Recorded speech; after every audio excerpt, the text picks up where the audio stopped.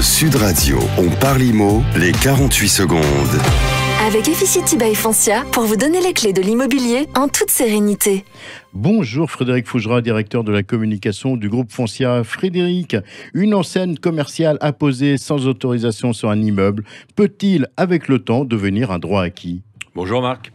La justice a tranché cette question. Quelle était l'histoire ? À l'occasion d'un ravalement, un commerçant a été sommé par la copropriété de supprimer ses enseignes apposées sur l'immeuble, ce qu'il a refusé de faire. D'un côté, il était établi que ces enseignes n'avaient jamais été autorisées par la copropriété. Mais de l'autre, qu'elles étaient présentes depuis plus de 40 ans sans jamais avoir été enlevées, sauf pour des besoins de travaux. La justice a alors considéré et précisé que l'acquisition par l'écoulement du temps ne nécessite pas que les actes de possession aient été autorisés à l'origine. En plus, quand il s'agit d'une enseigne particulièrement visible, il ne pourra pas être retenu qu'il s'agit d'une simple tolérance des propriétaires, mais bien d'une acceptation de leur part.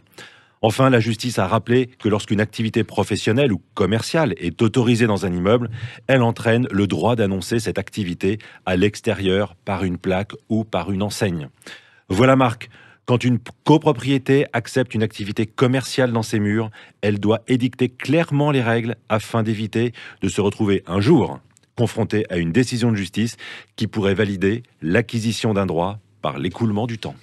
Merci Frédéric Fougera, on vous retrouve avec grand plaisir la semaine prochaine et on rappelle à ceux qui nous écoutent qu'ils peuvent revoir cette chronique sur la playlist Efficity by Foncia sur la chaîne YouTube de Foncia.